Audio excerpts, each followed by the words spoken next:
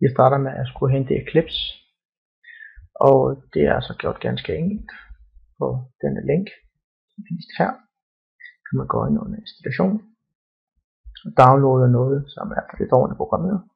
Og det er ganske simpelt et Eclipse, der er pakket med de forskellige plugins, vi skal bruge. Vi skal downloade, unzip og køre. Det har jeg så valgt at gøre.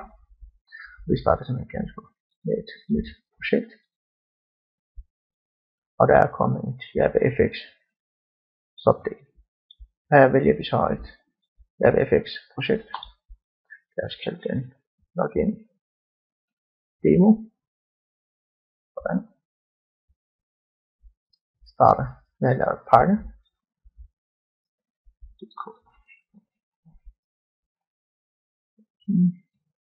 XML demo.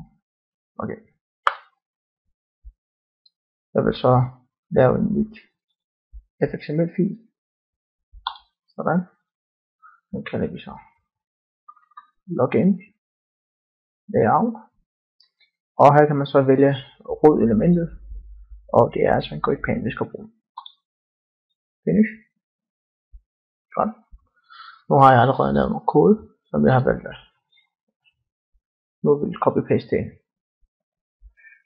Lad os snakke lidt om det. Ganske enkelt, der siger jeg, at rød elementet er en GridPane. Og ja, så siger jeg så, at den skal være centreret i skærmen. Så når vi rykker rundt i skærmen, så er den altid i centrum. Og så er der så noget som horizontal gap og v-gap. For at forklare det, så øver jeg lige den her ind. Det er vores slutprodukt, det er det vi ønsker at opnå. Og det gør vi så med GridPane som sagt. Og GridPane består så af en række kolonner og nogle rækker. Vi starter fra 0. Her kan vi se, at vi har 6 rækker og 2 kolonner. Kolonner adskiller det, der hedder horizontal gap. Det er bare en mellemrum, som vi kan selv bestemme. Og rækkerne så adskiller det, der hedder vertical gap. Det er også bare noget, vi sætter. Og så har vi så et padding. Det er noget luft eller mellemrum for det nærmeste element. Så hvis vi har et element her, så vil den starte fra padding er slut. Ganske simpelt. Så nu er vores horizontal gap 10 pixels og vertical gap 10 pixels. Padding laver vi så med et nyt inset, hvor vi siger så, at vi skal have 25 pixels for top, højre, bund og venstre. Nu hvor vi har sat vores røde element op, lad os prøve at fylde den med nogle elementer. Sådan. Jeg har allerede skrevet teksten, og jeg copy-paste den bare ind.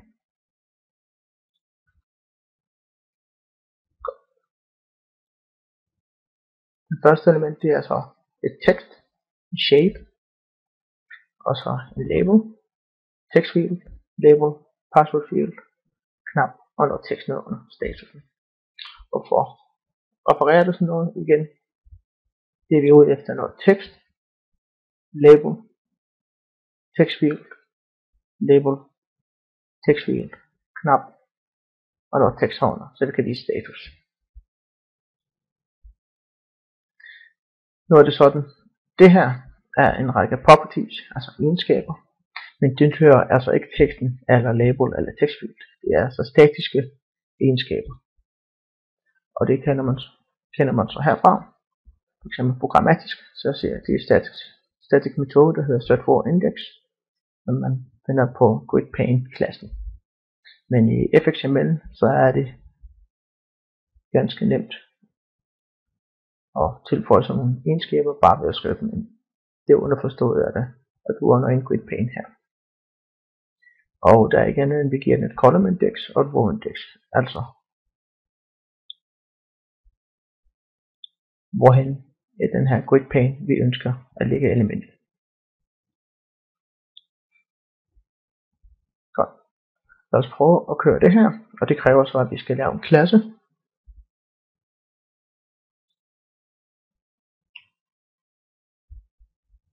Her vælger vi så et JavaFX main class. Jeg skal kalde den loader.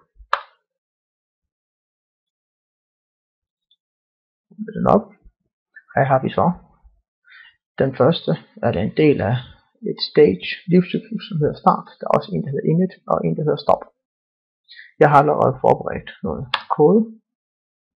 Sådan.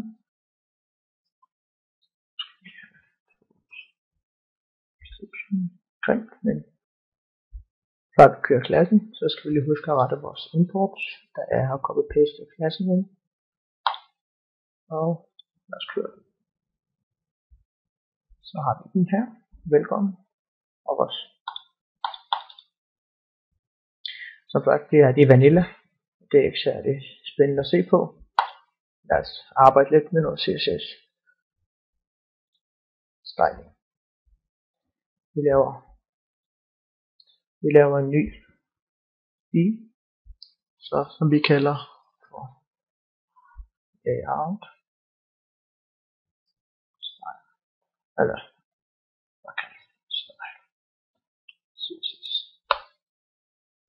Jeg har allerede forberedt noget, så vi så copy-paste det. Det er ganske enkelt CSS fil, og JavaFX bruger en kombination af både 3'eren og 2'eren. Jeg laver sådan en linear gradient, og den gør ikke andet end at den går fra den her farve til den her farve, gradvist.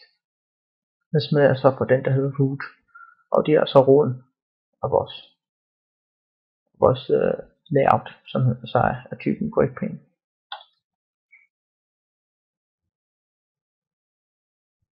Følgende CSS styling vil virke på klassen label, og vi kan også gå ind og så sætte en styling på et helt bestemt element, som vi kan se her.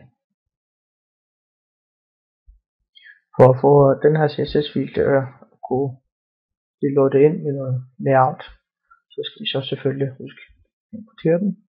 Det er så ganske enkelt, det er bare at skrive style sheet, og så give den fully qualified path. Prøv at køre den. Og så kan vi se, at vi har ændret baggrunden. Knappen her. Vi får en stil og navn er ændret. Hvad er det egentlig, vi har gjort? Lad os finde knappen. Vi har ikke sagt, vi har ikke lavet andet end gjort teksten til hvid. Noget font. Så har vi så givet den også en linear gradient, som går fra en farve til et andet farve. De forskellige farver har jeg så fundet. Der har jeg brugt en color picker, som man kan finde under colorpicker.com. Ganske enkelt. Hvor du farve, copy-paster den ind. Så har jeg så lavet noget på hopper-klassen. Det er det, der hedder pseudo-klasse, hvor du så giver en klassen semikolon og så et hopper-felt eller et hopper-egenskab. Og igen, der vender jeg gradienten om og laver så et scale. Det gør det, at den vokser med så 10%. Og det er det, vi kan se her. Når jeg hopper over den, så skifter gradient, og den skaler 10%. Det her har vi ikke adresseret endnu. Jeg vil gerne få fat i noget, som hedder welcome text, og det er ganske enkelt i fx-filen. Der tilføjes et id. Og det samme gør vi så her med statusfeltet. Det der gør, at der får et unikt id, som vi kan bruge på tværs af forskellige fxml-filer. Prøv at load. Jeg kan se, at velkommen har så ændret. Det her er så grimt, og det ønsker vi så at løse. Det gør vi ganske enkelt ved at bruge den egenskab ved grid pane, er at man kan så bestemme, at et enkelt element kan span, altså den kan brede sig ud og ud over et enkelt kolonne, og den nu her har lov til at brede sig ud over 2 kolonner. Kør til, og så får vi så det, som vi kan se her. Som sagt, det er noget Der sker ikke andet, at velkommen den så spreder sig ud over 2 forskellige kolonner, og ikke her på et.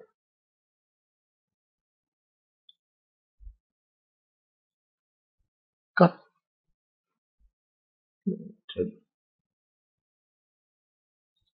Vi kan se, at når jeg trykker på login-knappen, der sker der ingenting. Og det skal vi så selvfølgelig rette op på.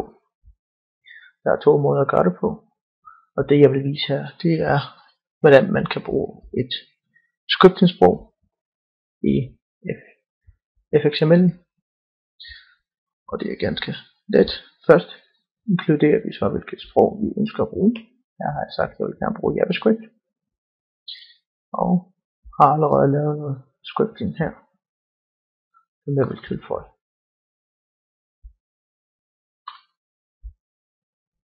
Og der er ikke andet end at jeg laver en funktion, der hedder handle login action, som går ind og skifter statusen, altså teksten på statusfeltet, til login-knappen tryk. Og hvordan binder vi så den her metode, eller funktion, til knappen? Det gør vi. Ja. Binder on action eventet, og tilføjer så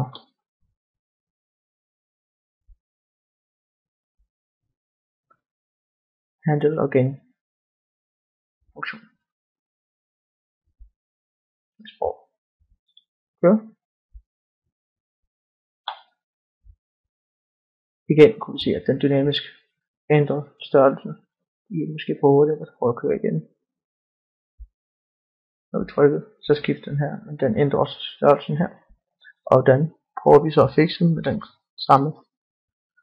samme hack, som vi gjorde tidligere, ved at lade den så fylde 2 kolonner.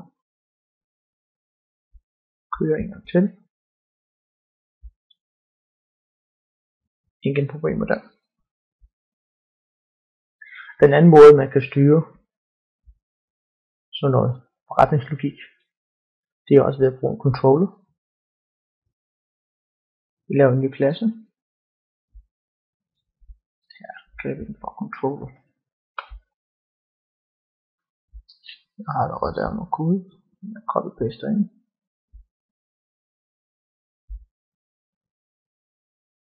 Sådan. Her kan vi se, at vi har lavet en controller, som så kender både statusknappen og kan håndtere, at der bliver trykket på knappen. Og den skal vi så selvfølgelig binde ind til FXML-delen. Og det gør vi så ved at tilføje en controller tag fx controller og fully qualified name. Vi har vores controller FXML.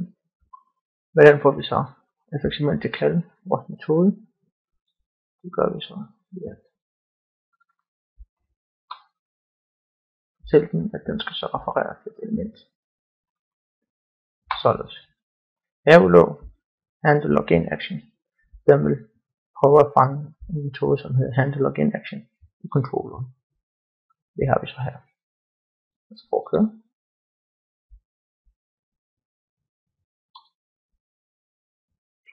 På controller.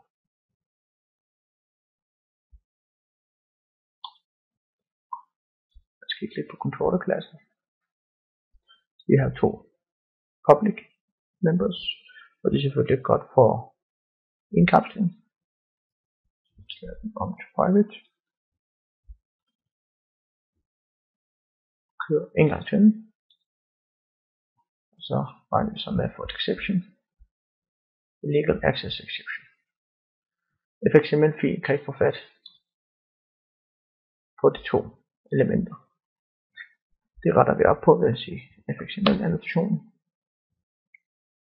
Importerer den. Den gør det, at det her private text felt nu er synlig for XML-filen.